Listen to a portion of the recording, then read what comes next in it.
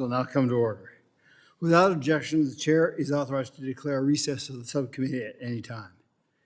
The subcommittee is meeting today to hear testimony on unleashing a golden era, examining the use of federal lands to power American technological innovation. Under Committee Rule 4F, any oral opening statements at the hearing are limited to the chairman and the ranking member. I therefore ask unanimous consent that all other members' statements be made part of the hearing record if they are submitted in accordance with Committee Rule 3.0. Without objections to order. I ask unanimous consent that the following members be allowed to sit and participate in today's hearing. The gentleman from California, Mr. Obernorthy. Without objections to order. I now recognize myself for an opening statement. Good afternoon, everybody. Thanks for coming. We've had a really hot streak with this group right here, so I got to tell you, we're going to have more fun today. And I especially want to thank those who have took the time to travel out to DC. As we explore the nexus of energy and technology in today's hearing, I am so happy we've had representatives from industries at both ends of the spectrum who can speak to the needs of this issue. Today's pace of technological advancement is incredible. While almost 60,000 years passed between the invention of the bow and arrow and gunpowder, time between innovations is emerging technologies like artificial intelligence and blockchain today is measured in months and even weeks. Undoubtedly, these emerging technologies are rapidly changing how they interact with the world. AI not only takes the form of the generation tools like ChatGPT, but also to detect online financial fraud, improve GPS and navigation, and distinguish between valuable polymetallic nodules on the ocean floor and sea creatures. Likewise, blockchain technology and cryptocurrencies are changing the way we do business. These digital assets allow for nearly instant and cheap financial transactions, including for things like retail purchases and payroll, and even smart contracts, which are self-executing written agreements translated into code. Yet, as these technologies work to update our lives, their appetite for energy is insatiable. Continuous advancements of AI and blockchain means that more people have access to more technologies for more uses. In other words, as emerging technologies improve, demand for them grows, and so does their need for reliable, immense power.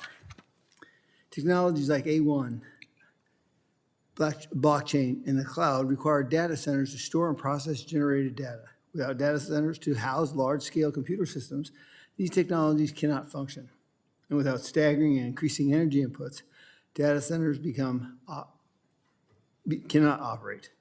In 2023, the Berkeley Lab found that 4.4% of the United States' total electricity was consumed by data centers. Same report estimated that by 2028, data centers would require as much as 12% of the total energy production. Given the pace of advancement, this energy is only going to need to grow. To meet these needs, the Committee on Natural Resources majority and President Trump have worked tirelessly to implement an all-the-above approach to energy development and production. In fact, the White House has issued at least 8 executive orders that work to unleash American energy independence and dominance. Likewise, House Republicans have introduced and passed legislation to, among other things, lower energy costs by increasing American energy production, conduct offshore lease sales in the Gulf of America's outer continental shelf, provide for oil and gas leases on federal lands in Alaska, promote energy exports, build critical infrastructure, reform the NEPA permitting process, and lastly, increase domestic critical minerals mining. To be clear, the reason for our national energy emergency is not that the U.S. lacks natural resources, rather the reason for our current inability to meet energy demands is foolish and unscientific energy policy championed by environmental extremists. Because of these extremists, more than 8 gigawatts of coal power have been retired since 2023. Mines across the country, including my home state of Arizona, have been shuttered and entangled in permitting red tape and frivolous litigation. The United States is immensely rich in reliable energy resources like oil, gas, and critical minerals that currently amount for 80% of America's energy use. We have the natural resources at the ready to power our nation, including those advanced and emerging technologies for generations. According to the Institute of Energy Research, our nation is sitting on about 1.66 trillion barrels of technically technologically recoverable oil, 4.3 quadrillion cubic feet of technically recoverable natural gas, 470 billion short tons of technologically recoverable coal, and vast reserves of minerals. As recovery technology continues to improve, these numbers will certainly increase as well. As this committee majority has repeatedly pointed out, by unlocking our plentiful domestic energy resources, not only can we meet the growing power demands of emerging technologies, but we can also free ourselves from constant threat of supply chain insecurities created by China under the Biden administration. It is imperative that the United States leads the world in technological innovation. To do this, we must also lead the world in energy development and production. By increasing production of energy on public lands, we invest in America's future. My legislation, H.R. 34, the Lasso Act, would take 10% of this investment off public lands and deposit it into the Social Security Trust Fund, thus creating an incentive for everyday Americans to use our nation's land. I challenge my colleagues on both sides of the aisle here today to think not only about the growing energy needs presented by emerging technologies, but also about the data-backed solutions presented by executing on all of the above energy approach. I think I represent one of those. One of those bills. So thank you. I now recognize the ranking member, Dexter, for her opening statement. Thank you, Mr. Chair, and thank you also to our witnesses for coming and testifying today. I'd like to start with a reality check. In 1999, Forbes published an article with a sensational prediction. Half of the U.S. electric grid would soon be powering the digital economy. They called this article, "Dig More Coal, the Personal Computers Are Coming." But that never happened. By 2009, data centers only used about 2% of US electricity, not the 50% that was predicted. We know now that those projections were wildly inaccurate because the computers powering the internet became smarter and more efficient. Today, we're hearing a similar tune from fossil fuel and tech giants, warning that artificial intelligence will need a massive energy surge that can only be met with coal and methane gas. But just like in 1999, those projections deserve serious skepticism. In December, Lawrence Berkeley National Lab found that the data centers will account for just 6.7% to 12% of total electricity consumption by 2028, a far cry from the sky-high numbers some are pushing. They note that these projections are more modest than others and that forecasting past 2028 is a fool's errand. The technology is rapidly becoming more efficient, and there are just too many key uncertainties to accurately quantify the demand past that point. So why are these inflated numbers being pushed? Because fossil fuel companies and some in big tech want subsidies. They want public land, they want exemptions from our bedrock environmental protections, and they want the public to foot the bill if their predictions don't pan out. I want to be clear on that last point. Let's say a data center developer tells a utility, I need 300 megawatts. The utility builds a new gas plant to meet that demand. But if the data center doesn't show up or needs less power, ratepayers, everyday American families, are stuck paying for that unused infrastructure. That has a name, and it's called a stranded asset. It's not just about the harm these data centers could inflict on our working families, it's about our health. As a pulmonologist, I spent decades treating patients struggling to breathe, children with asthma, seniors with COPD, families living near industrial pollution who came to me with worsening symptoms. I've seen firsthand what happens when we let short-sighted energy decisions poison the air we all rely on. As we will hear today, communities in Virginia are already suffering with this approach. In Virginia, also known as Data Center Alley, they're rolling out massive and unnecessary diesel generators to back up data centers, generators that were supposed to be for emergencies, but are now being used as routine power, spewing harmful pollution into nearby neighborhoods. Elon Musk's XAI facility in Memphis is also a good example. They claim to only be using 15 backup generators at any time, but a heat-sensitive camera showed that they were burning 33 of them. That means more air pollution, particulate matter, sulfur oxides, nitrogen oxides, right where families live. Bypassing our basic environmental protections in the name of an AI race is simply not an option. And let's be clear, None of this is inevitable. A Rhodium Group report shows that advanced geothermal could meet up to 64% of expected data center demand by the early 2030s. That's a clean, sustainable path. History shows us that competition drives efficiency. We've seen it in computing, programming, and cooling technologies. There's every reason to believe that the trend will continue and offset at least some of the energy demand, unless monopolies are allowed to corner the market and choke off innovation. My conversations with Lena Khan have reminded me that monopolies kill competition, and with it, efficiency. That's exactly the kind of structural failure that leads to energy crises, and it is also a policy failure.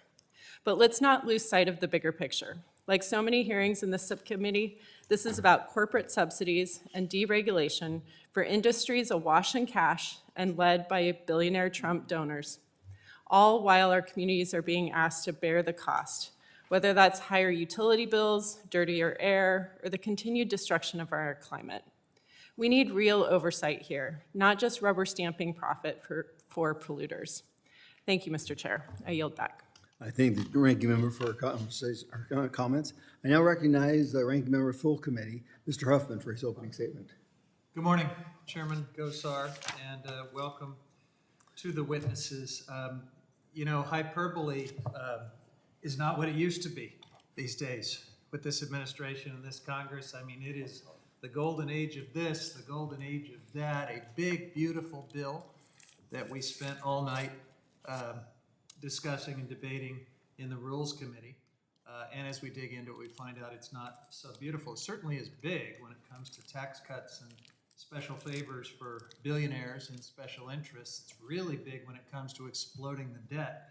But it's not very beautiful because it finances those billionaire tax cuts on the backs of American families by taking away their health care and their nutrition assistance. And of course, it is a massive boondoggle of a giveaway to special interests when it comes to the natural resources title. So, you know, if this is the golden age of anything, it's the golden age of gaslighting. It makes me almost nostalgic for the time when Republican hyperbole used to have a little subtlety to it, used to have at least some tether to reality. But now it seems like we spend our time in this committee talking about imagining the golden age of asteroid mining and deep sea mining and any number of other special interest giveaways that our Republican friends can cook up. But at some point, there really should be some serious work done in this committee, and it should be about the real world, what's actually happening. We're entering into another dangerous wildfire season, but instead of getting us more prepared, the Trump administration is hollowing out the very workforce that we count on to prevent and respond to wildfires. Let me get my microphone a little closer. There you go. You want me to start over again, Mr. Chairman? Oh, no. I've got it permanently imprinted on my cerebral All right, cortex. you're following me. So look, the Trump administration is hollowing out the workforce we count on to make us safe. For one, thousands of certified red card employees have been lost from the Forest Service just since January. These are experienced staff. They are trained to support firefighting crews. They assist with key jobs like prescribed burns, managing logistics, and stepping in during peak fire events. Now, heading into fire season with that vulnerability seems like the kind of crisis this subcommittee ought to at least be talking about, if not investigating. We should be asking administration officials how many personnel have been cut, how they plan to manage for the upcoming fire season, what level of damage we can expect from the DOGE assault on our nation's firefighting capacity. Instead, we are here in the latest of a series of imaginary issues. By the way, we've got fake emergencies all over the place, a fake energy emergency at a time when we've been producing record levels of oil and gas, exporting record levels of oil and gas. The industry is awash in record profits, but I guess now it's a crisis, it's an emergency, and we have to somehow unleash them from their record profits. But, you know, it's like this subcommittee has become less of an oversight body and more of a venture capital pitch for billionaires. And so we saw the space mining venture capital pitch for a billionaire friend of Elon Musk, a client of Elon Musk, who was having trouble raising money. Things weren't going so well, like everyone else in the space mining boondoggle. So he was given a platform to pitch federal subsidies for his company so that, he could continue down his adventure on asteroid mining. We've had many hearings on oil and gas billionaires. Of course, we had the deep sea mining for billionaires hearing. Today, the conversation turns to big tech billionaires. We'll hear proposals to exempt data centers from environmental review under NEPA, which of course is how we get answers about potential threats to things like our drinking water from data centers. And according to a 2021 study by Virginia Tech and the Department of Energy, data centers are among the top 10 water-consuming industrial or commercial industries in the United States. Why wouldn't you want some scrutiny, some environmental review when it comes to that industry? And making matters worse, nearly half the data centers are powered by power plants located within water-stressed regions. The arid West, Mr. Chairman, you and I should be very sensitive to how the heck we're going to manage water in the face of this incredible demand. So these are the kind of impacts that NEPA is intended to review, to make sure we get projects right. Instead of gutting NEPA, we should be asking hard questions. This is a time when NEPA really is worth the many years of success that it's brought to us to help us have better projects. Let's have better hearings too, Mr. Chairman. I yield back. So was I having an out-of-body experience last week? Didn't we have a good one about firefighting? Did we have a hearing about firefighting? Yeah. Well, we've talked about it, but Well, I what I can't seem to get you to talk about, Mr. Chairman, is the gutting of the workforce that we depend on to keep us safe from fires. Well, it's a long year, so. I'm now going to introduce the witnesses.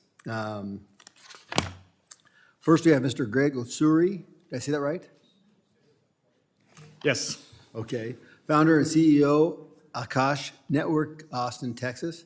Then we have Miss Emily Arthur, CEO from American Coal Council, Gillette, Wyoming, my home state. That's where I was born and raised. Mr. Kyle Hart from the Mid-Atlantic Program Manager, National Parks Conservation Association, Washington, D.C. And Miss Paige Lambermont, a research fellow at the Competitive Institute of Washington, D.C. Let me remind the witnesses that your testimony will all be provided, so you must limit it to 5 minutes. You're going to see our little lights here. When you're ready to go, it's green. It'll turn yellow when you have about a minute to go, and when it turns red, please wrap up, okay? Make sure you push your button so that it's on. We had a demonstration of that with Mr. Huffman, so we want to make sure we get that right. I now recognize Mr. Osuri for his 5 minutes. Thank you, Chairman Gosar, Ranking Member Dexter, members of the subcommittee, and the staff for the opportunity to speak today. I'm Greg Osuri, the founder and CEO of Overclock Labs, the team behind Akash Network. I'm an open source developer and a cloud infrastructure engineer. Akash is a decentralized cloud platform used by hundreds of thousands of users. By tapping into idle servers worldwide, it delivers compute power at a fraction of the cost of traditional cloud providers. Our open network, supported by hundreds of global contributors, empower developers to build and deploy AI and other applications without relying on big tech. Artificial intelligence isn't just a breakthrough. It's becoming the substrate of civilization. Like electricity in 20th century and the internet in 21st, AI is the next foundational layer. It is not a feature, it is a foundation. From curing cancer to defending the homeland, AI will enhance everything we do. There is no domain that AI won't transform. Yet, we are only at the starting line. Superintelligence is coming, an invention that could define the next 500 years. We will either master it or be mastered by it. America is leading for now, but we are in a sprint, and China is gaining ground. The DeepSeek R1 model, trained for just $5 million, delivered results that rival OpenAI's. They're scaling faster, investing more, and moving with purpose. We cannot afford to fall behind. The future of AI must be built on freedom, transparency, and trust, not surveillance and control. That's America's edge, and we must defend it. To lead in AI, we must confront the energy crisis it's creating. According to Department of Energy, US data centers consumed 176 terawatt hours of electricity in 2023, 4.4% of nation's total. By 2028, that number could triple. At the high end, AI infrastructure could consume 12% of all US electricity, an enormous burden on our grid. Here's the problem. Our national power generation isn't doubling every 2 years, but the energy needed to train AI is. Our demand is on an exponential curve. Our response can't be linear. Gartner warns by 2026, energy demands may exceed utility capacity, leaving 40% of AI data centers without sufficient power. Meanwhile, China is racing ahead, outbuilding us, outpowering us, and scaling fast. DeepSeek R1 is a glimpse of how quickly the lead can slip. Without bold action, this energy bottleneck won't just slow AI innovation, it could cost us global leadership. To maintain momentum, we must use every tool available, including fossil fuels, as a temporary bridge. But that's just a stopgap, not a long-term plan. Fortunately, we don't need to wait for massive new data centers to power or power plants. Leading AI labs have shown that training doesn't need to happen in hyperscale facilities. It can be distributed across small compute clusters. That opens door to decentralized grid, powered by solar, renewables, and local energy sources from homes, campuses, and communities. This model isn't just more efficient, it's more secure. Decentralization builds resilience, no single point of failure, no single target. That matters especially in a world of cyber threats and geopolitical risk. We need distributed infrastructure to meet AI's energy demands today while we scale sustainable energy tomorrow. Yes, we must ease barriers for advanced nuclear to ensure long-term energy sustainability. But decentralization is how we scale now. That is exactly what Akash Network enables, a decentralized AI cloud, open, efficient, and built for the future. AI will shape the future of every industry, every economy, and every nation. The question is, who will shape the infrastructure behind it? We cannot rely solely on big tech or centralized power. We must build a distributed, resilient, and inclusive AI infrastructure rooted in American ingenuity, powered by clean energy, and open to all. Congress has the chance to lead. Incentivize decentralized cloud infrastructure, fund federal R&D for distributed computing, open federal lands to power edge innovation, accelerate clean, flexible energy solutions. Let's ensure that America doesn't just participate in the AI revolution, we lead it, shape it, and share it. For that, America must accelerate.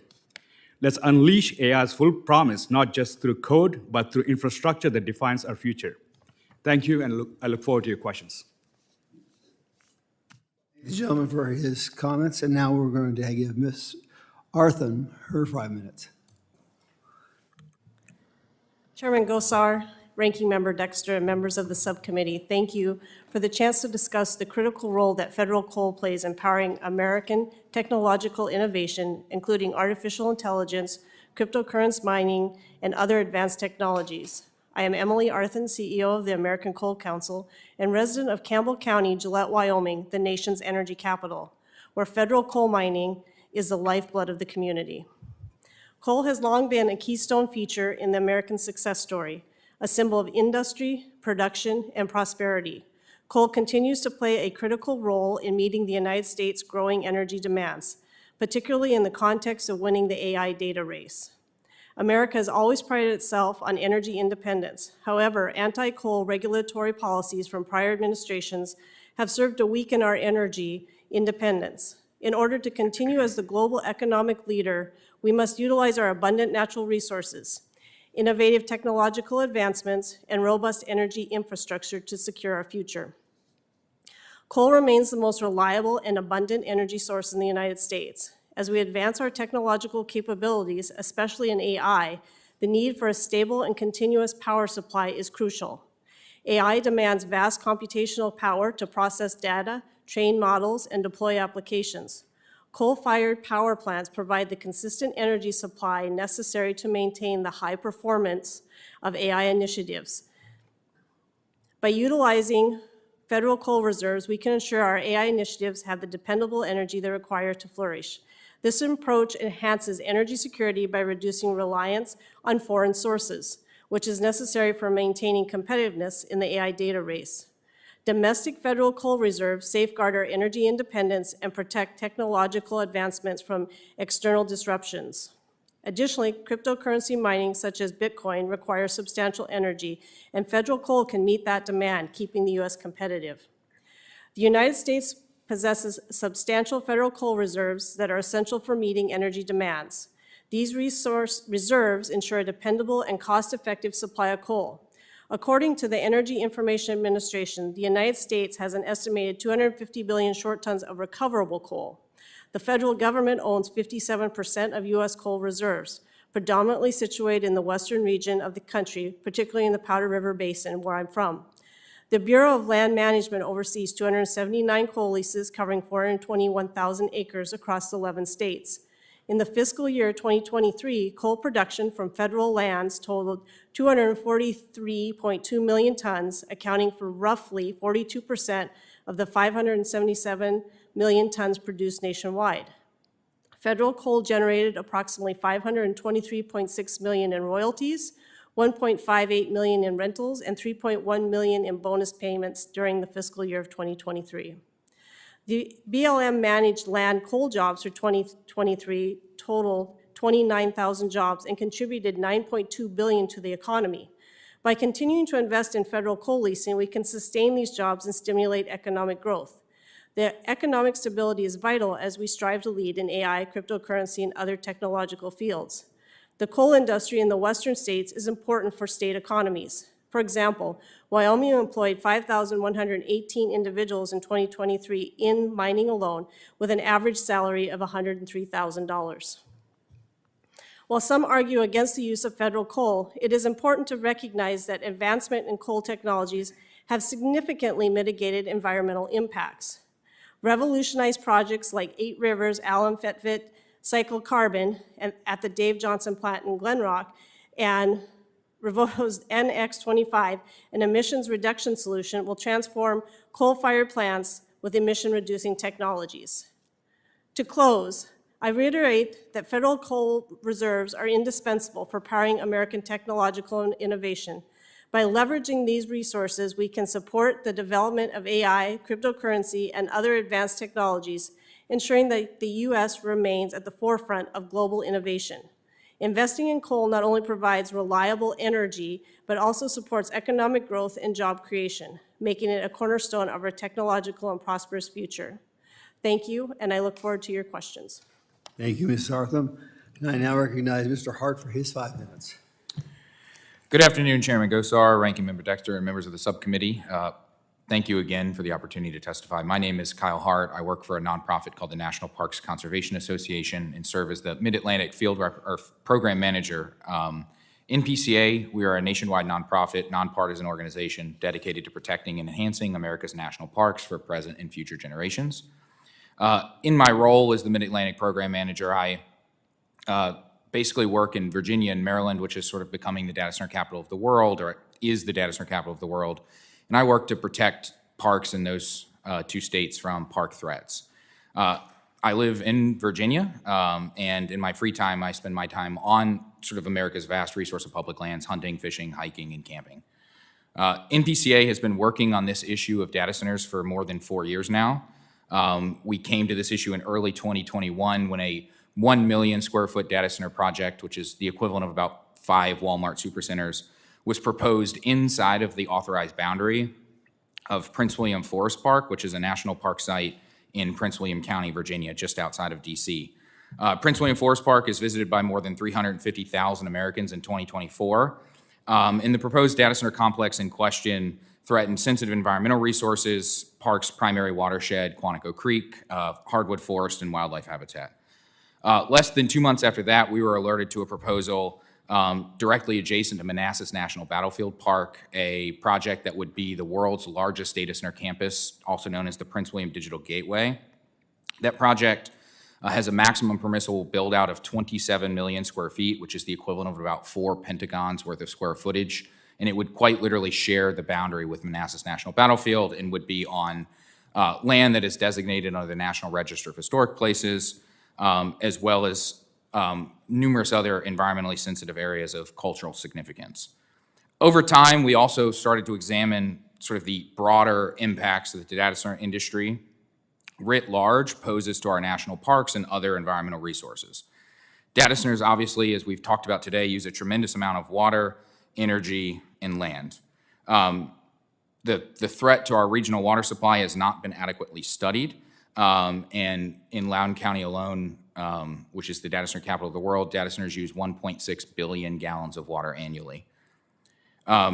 There's also the threat to the broader electric grid, threatening ratepayers with rolling brownouts, higher electric bills, and of course, an increased reliance on fossil fuel infrastructure.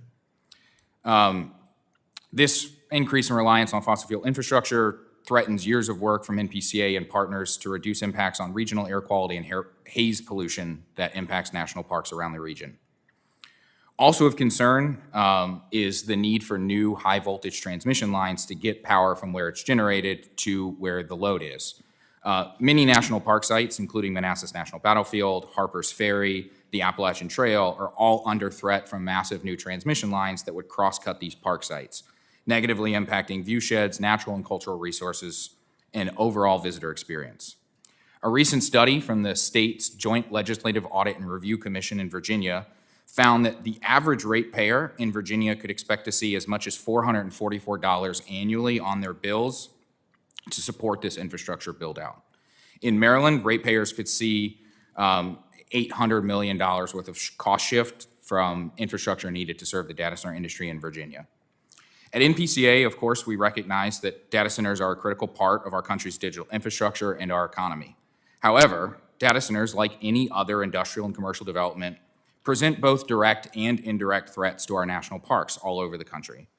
Lawmakers, such as yourselves, regulators, and the data center industry must understand these impacts and be proactive in how we plan for and build out data centers to ensure that parks are protected. We are certainly not opposed to innovation, but innovation should not come at the expense of places such as hallowed ground at Manassas Battlefield and Harper's Ferry. These are special places that tell the story of our American democracy, honor our collective shared history, and preserve the natural beauty that defines our nation. We must find a path forward that fosters both technological progress and environmental responsibility. That begins with acknowledging the unique and irreplaceable role that national parks play in our society and ensuring that future development does not come at their expense. Thank you again for this opportunity to testify, and I welcome your questions.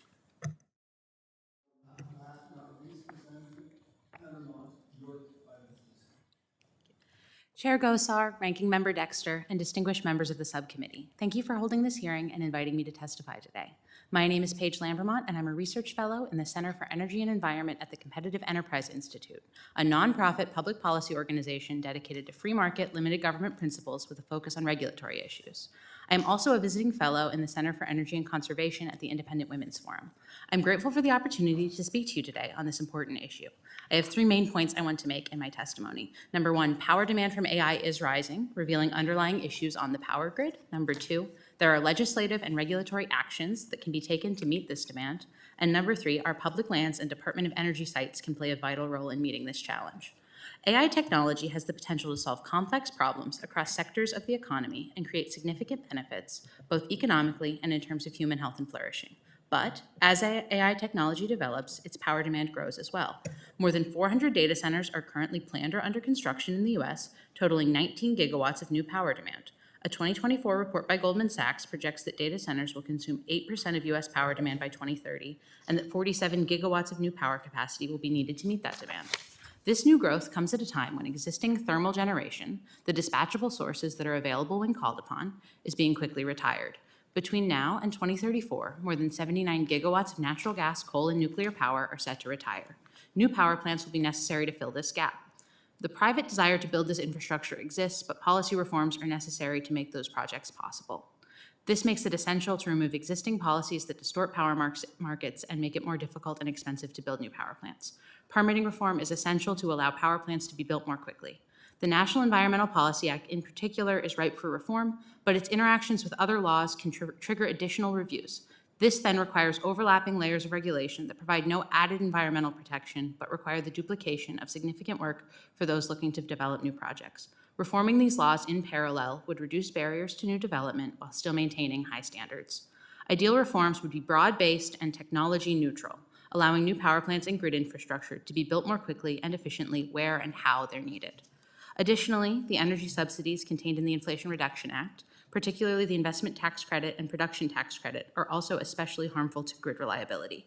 These tax credits have historically paid wind, solar, and other energy companies for investment in new facilities and for each megawatt of power they produce, and make it difficult for more reliable thermal units to compete economically.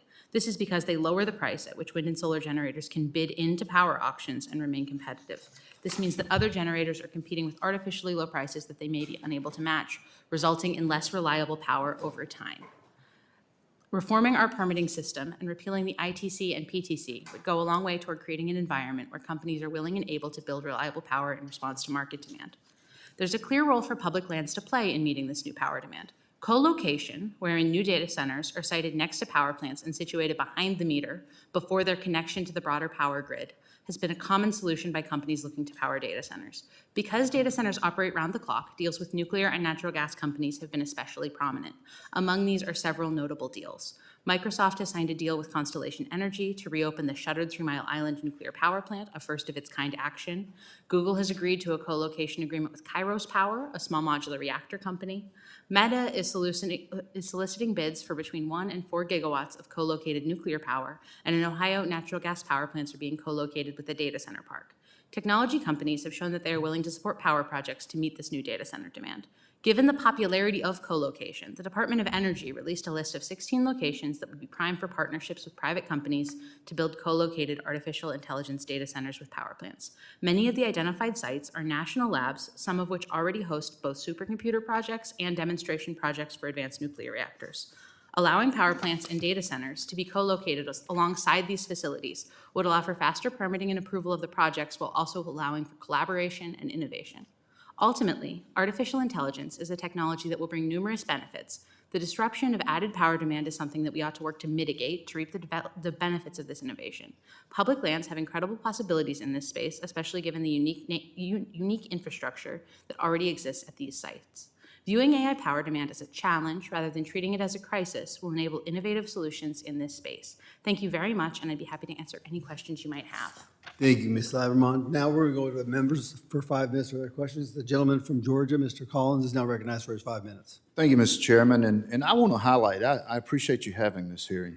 I know that we've heard some testimony just earlier about how we should just stick our head in the sand and worry about this when this gets to be a huge problem. And this is going to be a huge problem. China makes no bones about it. They want to dominate economically, socially, militarily, in every aspect of our lives by 2045. And by gosh, they're on the way there. And if we just want to hang out and do nothing, then you'll wake up one day and we'll have China in charge. So I appreciate that. You know, America is on the precipice. We've got AI, we've got quantum technology. I heard it in several of your testimonies about the different things, data centers, Bitcoin mining. And even in my district, we've got data centers. We've got Bitcoin mining. We're reshoring manufacturing. And we do need to have good, reliable, cheap, affordable energy. And Ms. Arthun, is that correct? Thank you for what you said. I want to restate that real quick. Coal remains the most reliable and abundant energy source in the United States. Well, let's take a look at my district. Just down the road from my house, 20 miles, we have a coal-burning electric generating facility. It has 4 units. Only 3 of the 4 are operating right now because one of the customers decided to shut their unit down due to political pressure, political correctness. Instead of running that big, clean, beautiful coal, they decided to go and bend to the winds or the sun or the solar panels. So I want to start, and Mr. Hart, I looked through your testimony, and in your written testimony, and you just mentioned some about the $400 annual and stuff like, you argue that utility cost will increase because of data center construction. However, isn't that because there just isn't reliable energy supply chains out there now? Thank you for the question, Congressman. So I don't have the expertise on sort of the reliability question. I think the cost shift comes from sort of the billions of dollars of new infrastructure that will be needed. Existing infrastructure simply won't meet the demand. And so, the report that Virginia I recently. know, even though I just gave the example of the 3 out of 4 running coal plant units, but that's okay. Also, in your written testimony, you also agree with me.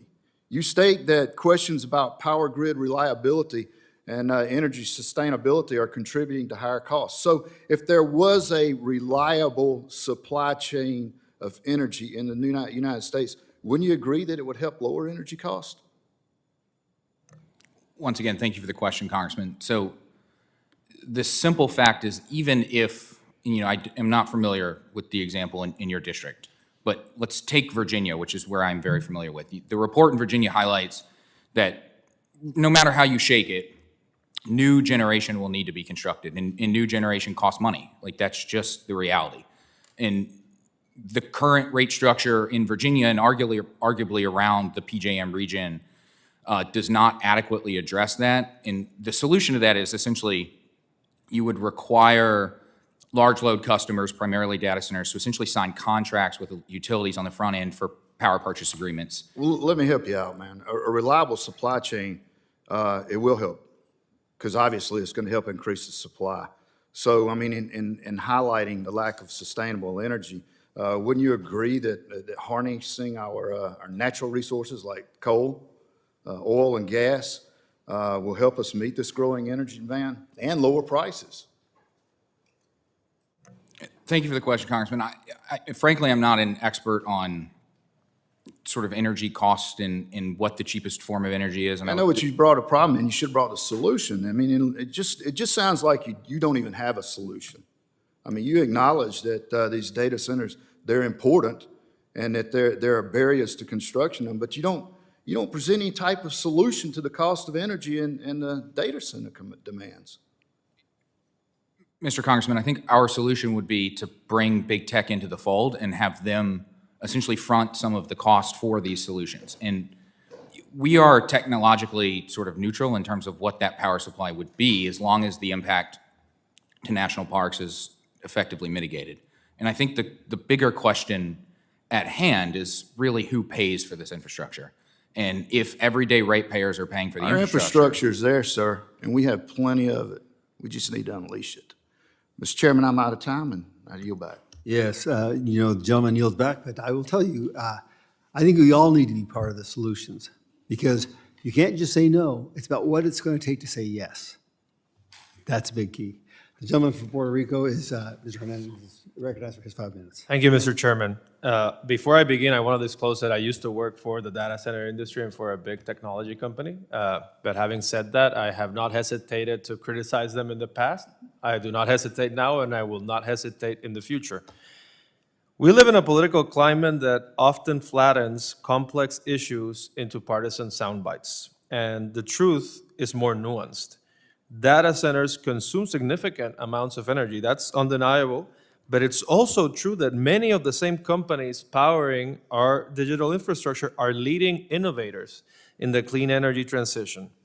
Some are not waiting for mandates. They've set ambitious self-imposed targets, net zero emissions, water neutrality by 2030 or 2040, and they're making real progress. For example, Amazon Web Services matched 100% of its electricity use with renewable energy in 2023, supported by over 600 renewable projects in 28 countries. Microsoft is pioneering hydrogen fuel cells for backup generators. And if they're cleaner than the current diesel generators, we want many of them in Puerto Rico, Microsoft, if you're listening. Google reports it has quadrupled computing power in 5 years without increasing energy consumption. I think that government and civil society must continue to incentivize that kind of innovation. But we also have a duty to ensure that the United States remains a leader in innovation and doesn't cede its technological leadership in artificial intelligence to foreign adversaries. Let me put it plainly, AI is not a toy. AI is not a fad. It is, in my view, a leap on the scale of the personal computer, of the smartphone, of the internet, even of the printing press. We cannot afford to ignore it. And speaking as a Democrat, we cannot let our legitimate environmental concerns blind us to the strategic imperative of AI development. I agree that there is a lot of uncertainty regarding the future energy demands of AI, and we must approach this uncertainty with a high degree of responsibility. At the same time, I don't want to downplay the energy implications of AI in the sense that while we have some efficiency breakthroughs through technology through AI companies like DeepSeek, as we see AI become more efficient, we might see AI become more popular, and we might see AI consumption increase, and therefore that could offset the energy gains in efficiency.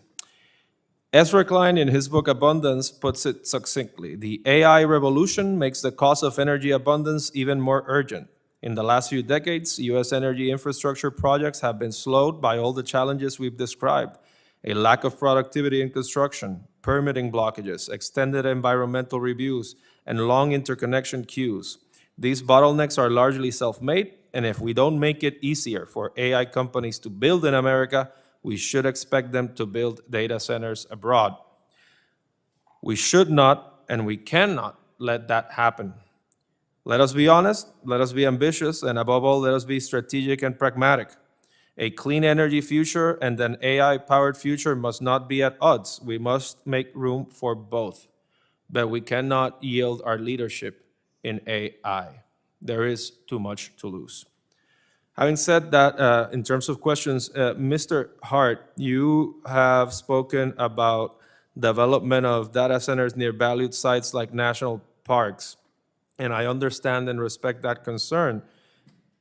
Do you have any concrete suggestions as to government efforts that could mitigate these risks, but at the same time support responsible AI and data center growth? Yeah, thank you for the question, Congressman. So I think my response would be sort of a lot of what we've talked about today. We need to make sure that the environmental review continues to exist, that NEPA is being adequately followed, and I think more importantly that, federal agencies have the staffing, the Park Service, Forest Service, and others have the staffing necessary to do that environmental review. So I think that's a large part of it. And I think the other large part of it is, I think the impetus becomes on the tech companies a little bit to ensure that, when they are planning to build data centers, that they're doing it in concert with community, in harmony with national park sites, and planning ahead and thinking about these solutions. Quite frankly, I probably wouldn't be here today if it wasn't for these numerous parks that were under threat from data centers. And all of that is because of essentially data center operators throwing community concerns into the wind. And But wouldn't you agree that data center companies have advanced significantly in pursuit of clean energy and innovated a lot in that respect, including here in Virginia? Well, there in Virginia. Yes, sir. Data center operators, as you've pointed out, absolutely have invested a large sum of money in clean energy. The simple reality is that energy demands have outpaced what the clean energy supply can keep up with. And so we're at, and arguably the reason for this hearing today is I would say that we're at a bit of an impasse. Utilities around Virginia are proposing significant new fossil fuel infrastructure. You see the same thing in the broader PJM territory. And so we're at a bit of an impasse in terms of meeting demand with clean energy alone, and that is arguably the question that we're here to solve today. In that respect, that's what I mean when I say that we have to be strategic and pragmatic. If we need to bridge that gap in the short term with other energy sources, we should be able to. Thank you. I yield back. Thank you, Mr. Hernandez. So, Mr. Hart, you do believe in federalism then, right? I'm sorry, Chairman, can you repeat the question? Yeah, you believe in federalism, right? Local consultation with locals? I suppose so, yes, sir. Okay. The gentleman from Alaska, Mr. Begis, is recognized for 5 minutes. Thank you, Mr. Chair. So I'm going to start by talking a little bit about Alaska. Alaska, as you know, is relatively remote. We're 2.5 times the size of Texas, but only 740,000 people in the entire state. We have hundreds of trillions of cubic feet of natural gas that are currently stranded on Alaska's North Slope, and there's no way, no pipeline to get that out presently. We do have some decent connectivity in Alaska, and Starlink does extend to Alaska's North Slope. So my question to anyone who'd like to answer on the panel, given Alaska's remoteness but abundant energy supply, do you believe that remote installations of AI or crypto mining rigs could make sense as a way to tap into America's stranded energy resources and also at the same time advance our AI and crypto mining missions. I'll take this one. Thank you, Congressman, for the question. I think that that's certainly a possibility. I think that co-location is especially beneficial in a situation like that where you've got abundant resources but are distantly located from infrastructure. The great thing about co-location is that it doesn't require the same transmission infrastructure. If the place that's using the energy is right next to the place that's producing it, it creates great systems there. So there could be opportunities for natural gas plants or for small modular nuclear in that situation. And I think that whatever the free market determines there will work, and it sounds like a situation in which the market might determine it works. That's fantastic, and I couldn't agree with you more. I think that Alaska, and probably in addition to many other places around our country, is well positioned to deliver the energy resources necessary to power the AI revolution, as well as the crypto revolution. One of the things that's so important as we think about our ability to compete with respect to AI and many of these other emerging technologies is that it's not only the energy that we have to have an abundant mineral supply and a domestic supply chain for the minerals necessary for semiconductors and for the grids for transmission capacity. How important do you believe the domestic supply chain is for the certainty of developing these industries domestically? And do you support a localized supply chain to support these industries? And I'll present that to Ms. Arthun.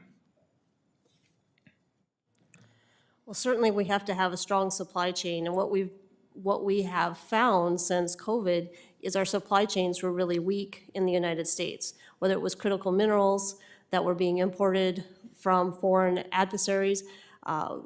I know there was a hearing earlier today about critical minerals from China and their processing, which is at an all-time low in the United States.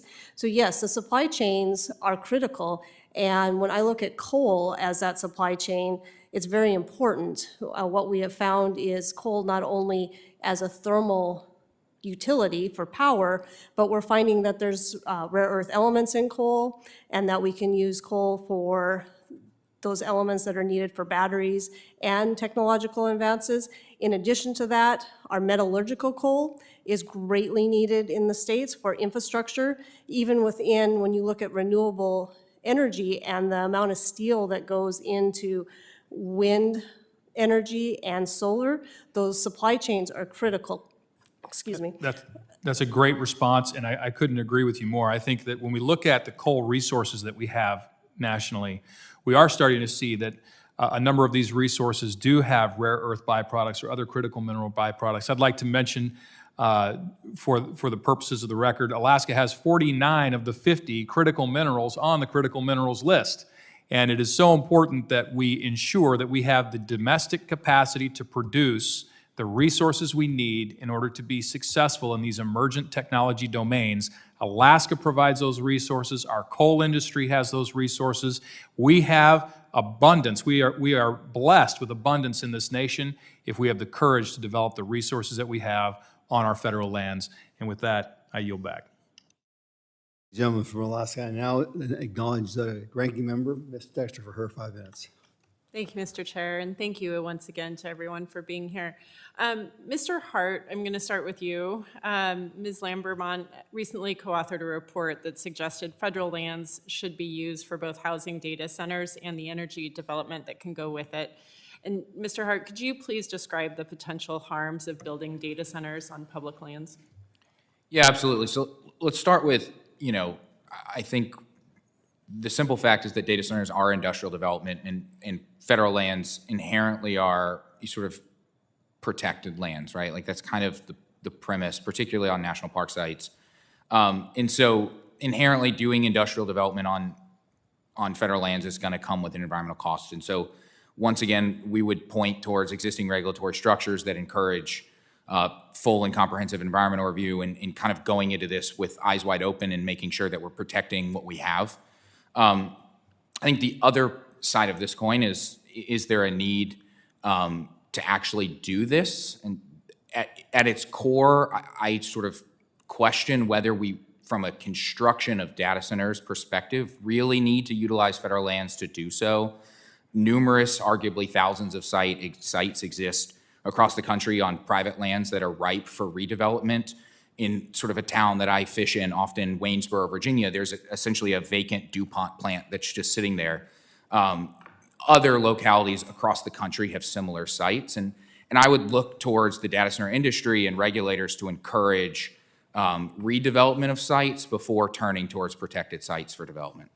Thank you for that. And I'm going to turn, I think, to Mr. Osuri. You mentioned that renewables should power data centers, and I agree with my colleague that we need to incentivize innovation and make sure that we are assessing our best way to approach this. As somebody who has deep air quality concerns, the use of diesel-powered generators is of great concern to me, and I wonder why you believe that we need to focus on renewable power to power these data centers. Because I believe decentralized training or decentralized computing infrastructure will be the state of the art, or will be the primary way we train AI. And that gives us an opportunity to tap into a distributed grid where renewables shine. Renewables, I believe, are not so great at utility scale, but they are great at a residential or a smaller scale. We're also seeing sub-100 kilowatt data centers now that could participate in a larger AI training run, for which renewables are great. Great, and I'm not sure who the best person is to ask this, so I'm going to ask you, Mr. Osuri, first and see if you want to defer. But you mentioned DeepSeek in your testimony, and I would share that my impression from the surprise that was generated in the community when it launched at a much more efficient, for its chatbot model, that it was much more efficient than anyone expected.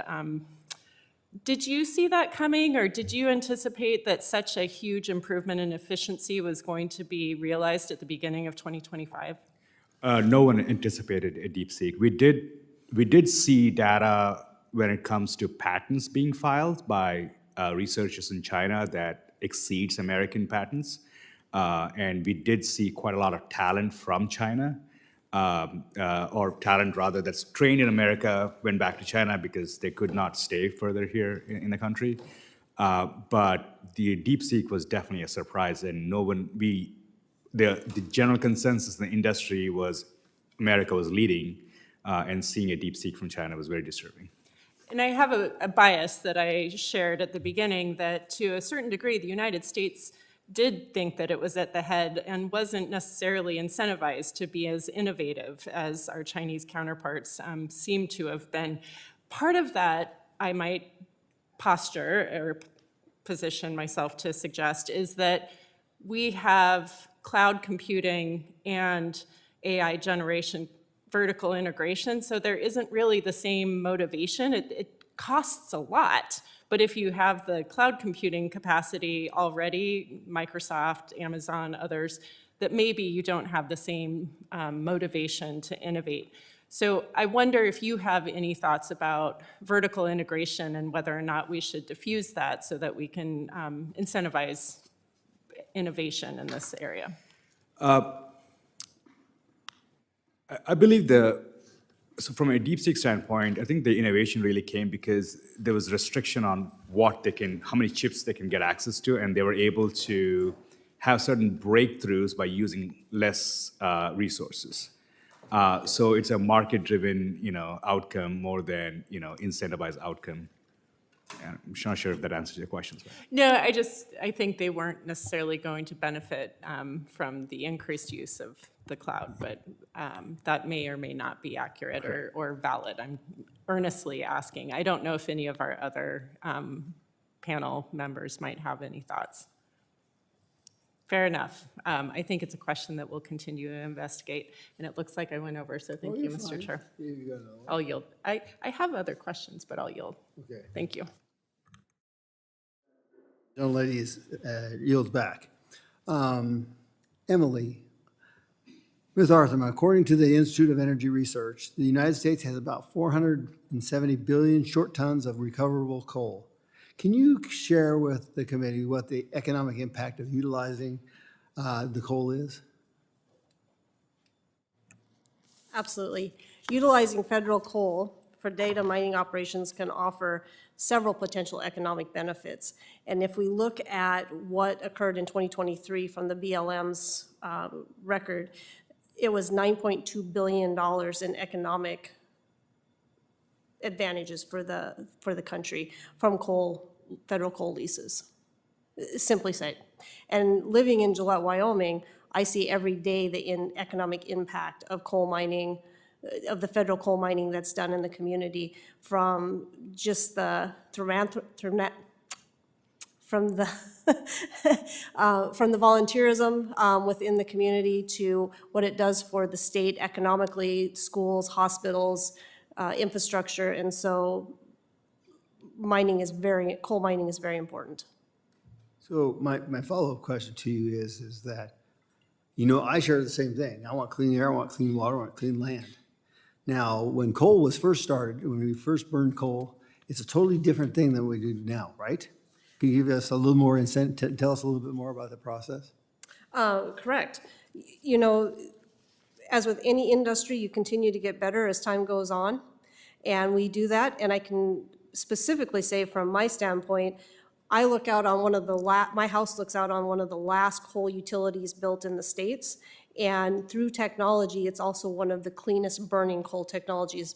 But not only is that coal plant lowered emissions, but there is the integrated test facility there that actually invites companies in with technology to sample and to test what their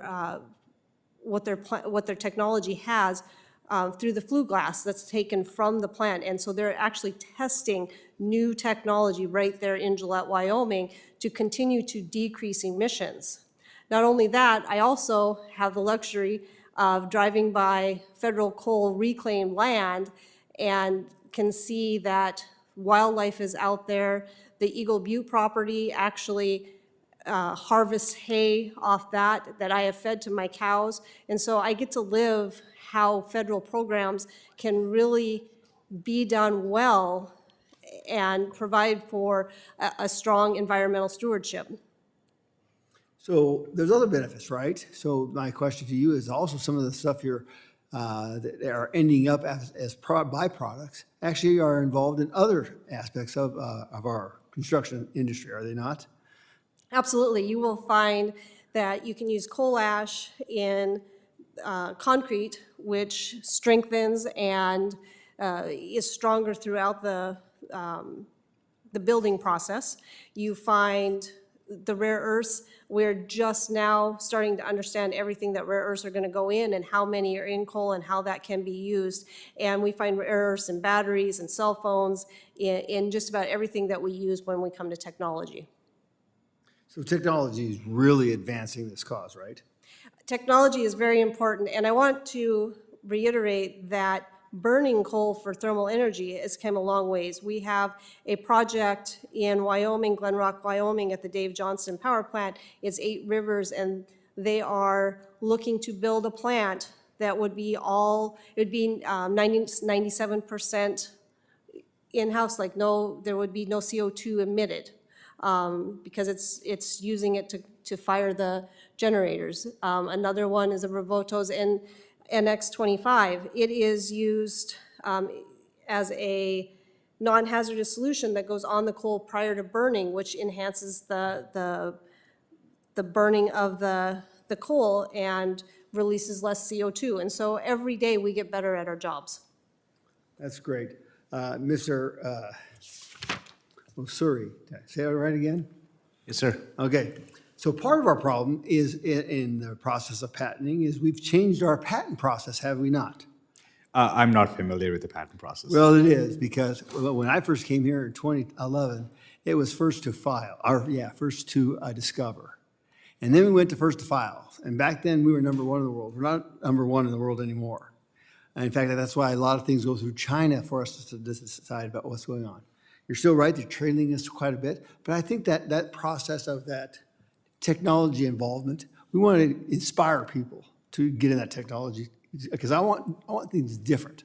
So for example, we heard from the mining that you have to have nuclear propulsion to be in space. So that's why we want new, small modular nuclears. So that technology is what's going to save us big time. Yes. Okay. I'm going to do a second round, so I'm going to yield to the gentlewoman, the ranking member, Ms. Dexter, again. All right. Thank you, Mr. Chair. Ms. Arthun, I appreciate your position about coal becoming much more technologically advanced over, time since it's been started. My understanding is that we started mining coal in the 1700s, really effectively. Is that your understanding? Yes. Okay. So we've had over 200 years to advance technology. Is that accurate, that over that time it's become cleaner is what you're asserting? Is that right? Yes. Okay.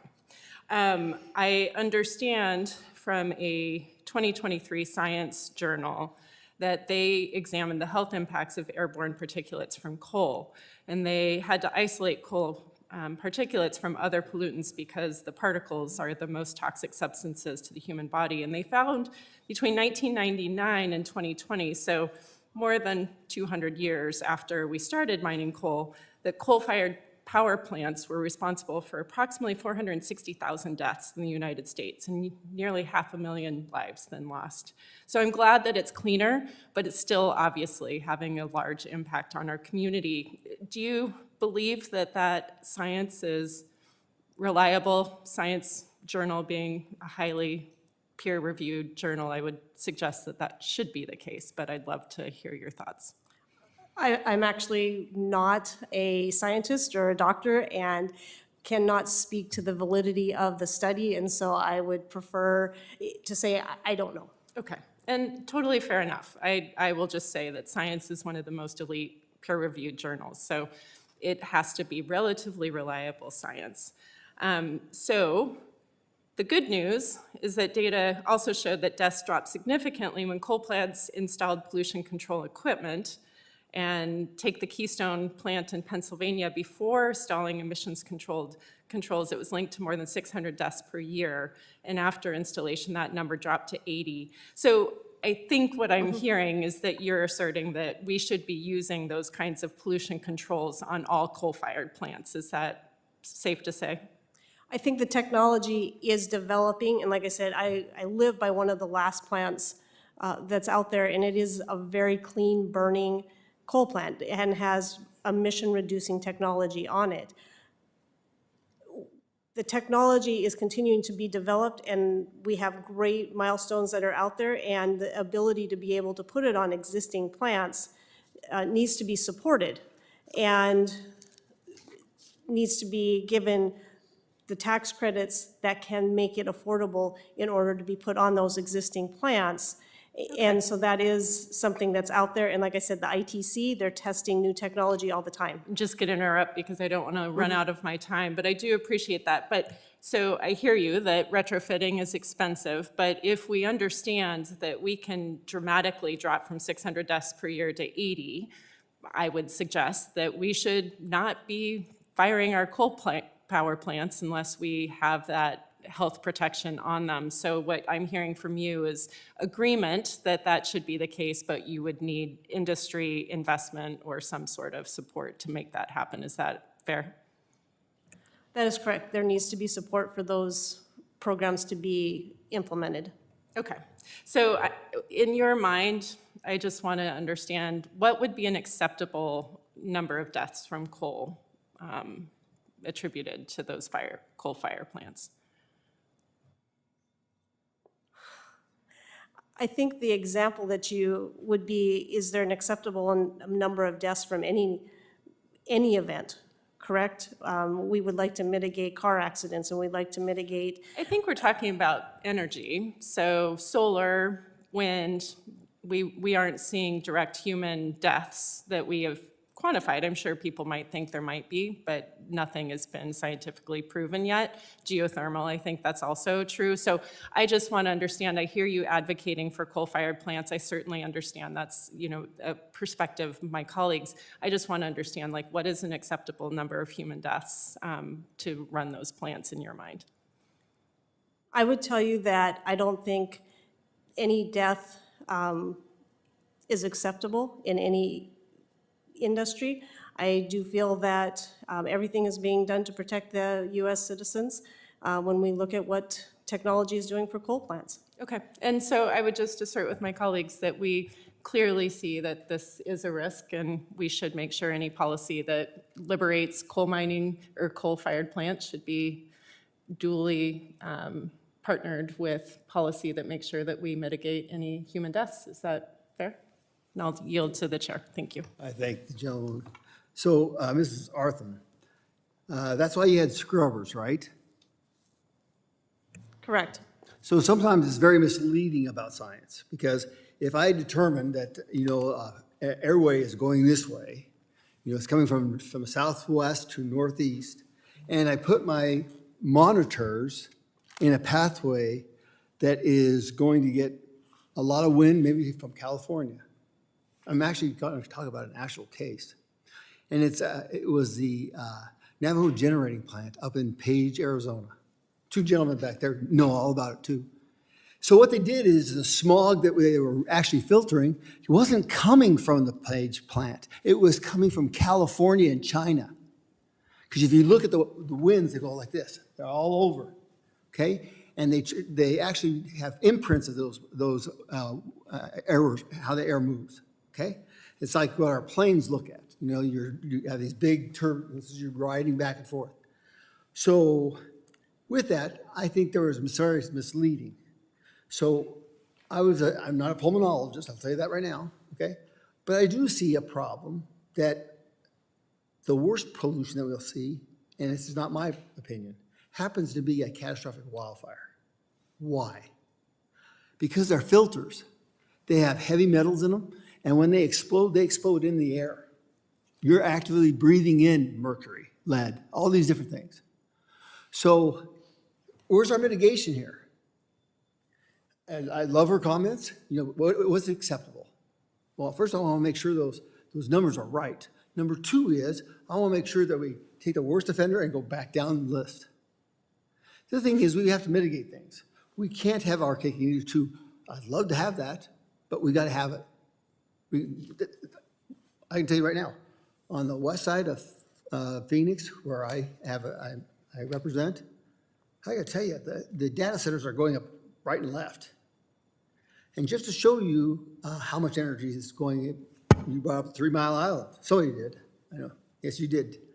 And why is that? Can you give me an answer there, Ms. Lambermont? Yeah, is that why 3 Mile Island's being brought back on and Yep. things like that? Well, I think that the interesting case for 3 Mile Island is that when it was closed 5 years ago, it was because there was no economic need to keep it online due to a lot of the sort of market distortions that had occurred before and the lack of power demand wasn't increasing at the time.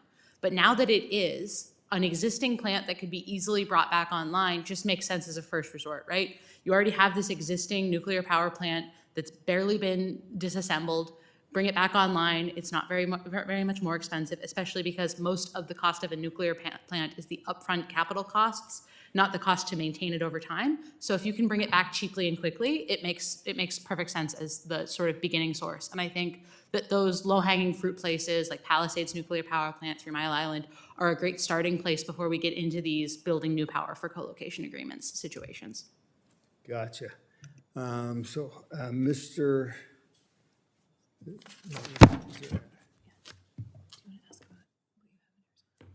Yeah. Ms. Lambermont, Arizona has 77 of these data centers with another 18 planned under construction. Your testimony notes that 18 data centers that are either planned or under construction in total will require 2,400 megawatts of power. That's baseload, right? Yeah, that's going to be round-the-clock power is what the data centers are going to need. That's what they call baseload. So you're going to need baseload and the dispatchable sources that you can control. I mean, part of that can come from other sources, but you're going to need power around the clock, so there will need to be something to back it up. when the intermittent sources are not operating. So if you're co-locating, it makes the most sense to have something that's around the clock. Otherwise, you need multiple things.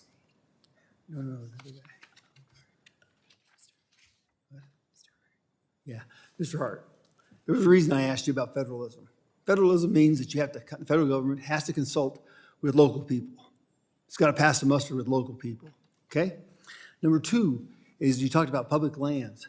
Well, my bill, the Lasso Act, actually puts 10% of all the public lands, or the money generated off of public lands, into a kitty for the Social Security Trust Fund. We owe it $3 trillion. $3 trillion. We only pay interest on it. Seems to me when I own an asset, I was a businessman, okay, I'm going to leverage it. And it seems to me that if I put the national lands or the money coming off of that, I'm going to stimulate growth in that fund. Would you agree with me? Thank you for the question, Congressman. I am not familiar with your legislation or this concept generally, so I would defer and say that we would have to get you an answer in writing at a later date. Oh, I'll make sure you have the question in writing. So I find it very interesting that you made a general comment, and to me that bothers me, because the public lands are all our lands. They're all of us, not the elites. It's all our land. And we are financially in dire straits. I'll say that right now. I don't think anybody will disagree with me. And so we now have to start thinking smarter. Think smarter and don't play harder. We gotta make this thing work. And we have so much talent right here. The four of you, I wish we had more people to talk and ask questions, because I think there's a lot here that we're not getting to. So, I really, it's coming from the national parks. Please look at the public lands. The West knows them very, very well, because there was Teddy Roosevelt who took over, and God bless him for giving us Yosemite and Yellowstone. But there was another group that came in about 15 years later. It was called the Taylor Grazing Act folks. They took some of this land that's public land. Nobody wanted it. And they said, you got to use it. Okay? So there's lots of things you have to look at. There's also the checkerboard. So like in Payson, Arizona, 6% of that county, Gila County, is actually private. The rest is state government and federal lands. So I would hope that you would really look at this, particularly the federalism, because I think you as a person of leadership has to tell people, listen, if you're going to put that here, this is what kind of energy you need. This is what we've bought off on. That's truly federalism. Make sense? Yes, sir. Thank you. Yes, sir. Well, I got to tell you, everybody, I thank you so very much. I wish there were more people, like I said, here. What's that? Oh, yeah, I do have one more thing. This is an easy one. I'm going to ask each one of you the same question, okay? So listen carefully. What was the question you wanted asked today that wasn't asked, and what's its answer? Start with you, Mr. Osuri.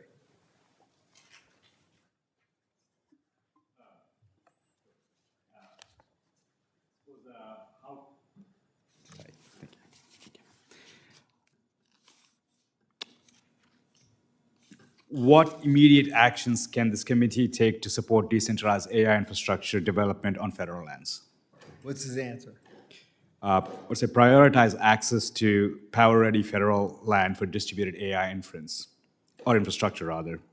That means identifying underutilized parcels near substations or renewable assets where small-scale modular AI facilities can be deployed.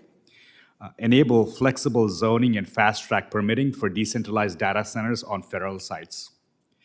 And launch a federal pilot program for edge AI infrastructure. What that means is fund or coordinate pilot deployments of decentralized AI nodes on federal research labs, national parks for environmental monitoring, and or tribal lands for inclusive innovation. And use these to model resilience, energy efficiency, and low-cost access. Third is streamline interconnection and land use approvals. Work with Department of Energy, Bureau of Labor, BLM, and USDA to reduce bureaucratic barriers for clean energy-powered distributed compute nodes, especially where excess renewable generation exists. And number 4 is expand incentives for distributed cloud R&D and hardware innovation.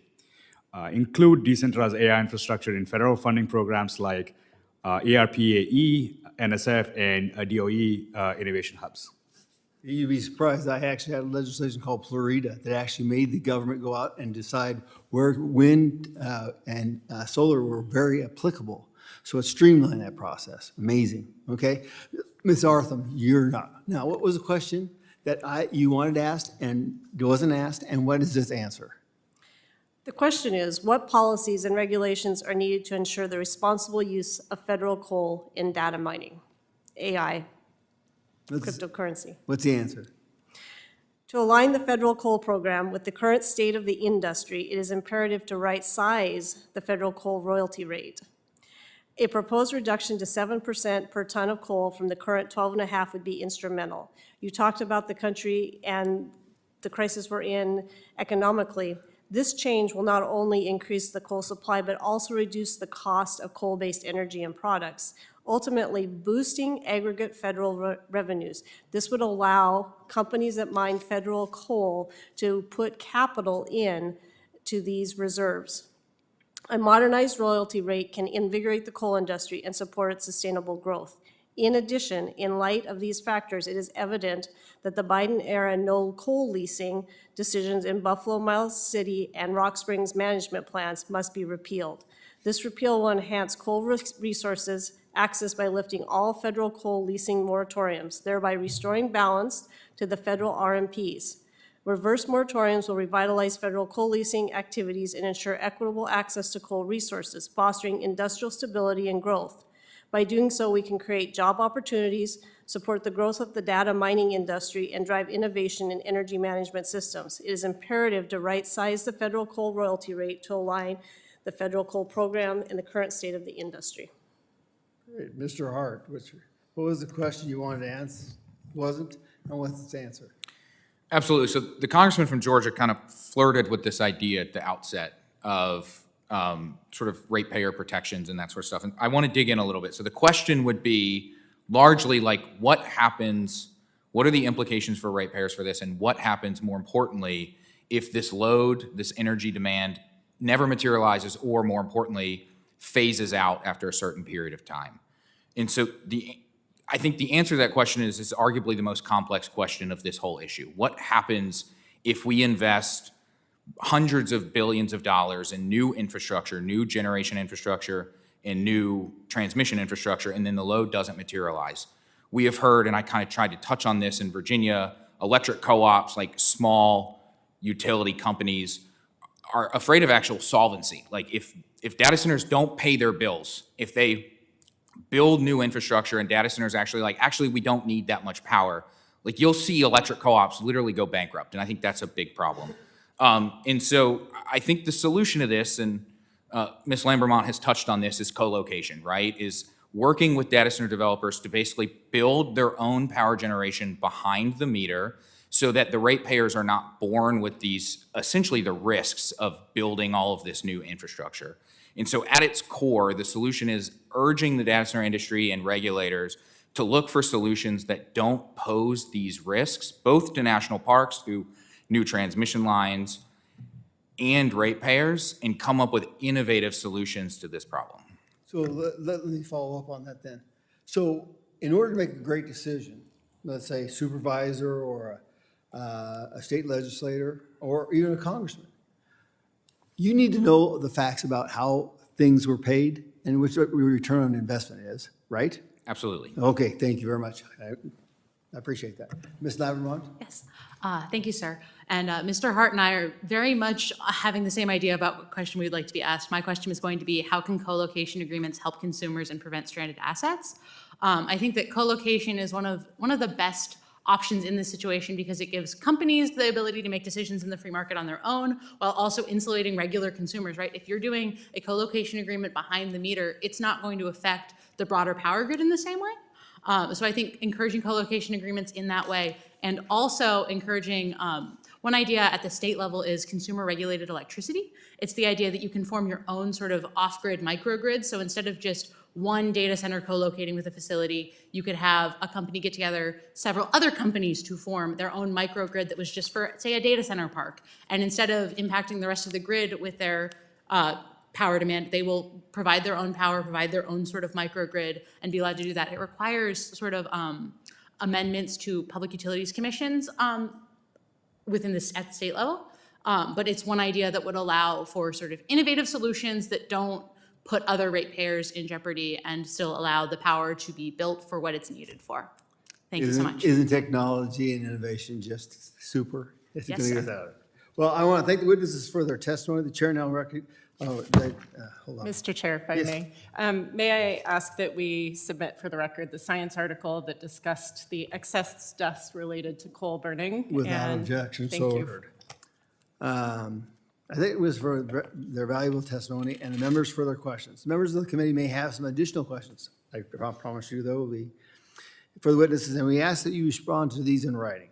Under Committee Rule 3, members of the committee must submit their questions to the subcommittee clerk by 5 p.m. on Friday, May 23rd. Hearing record will be held open for 10 business days for these responses. If there's no further actions, subcommittee is adjourned.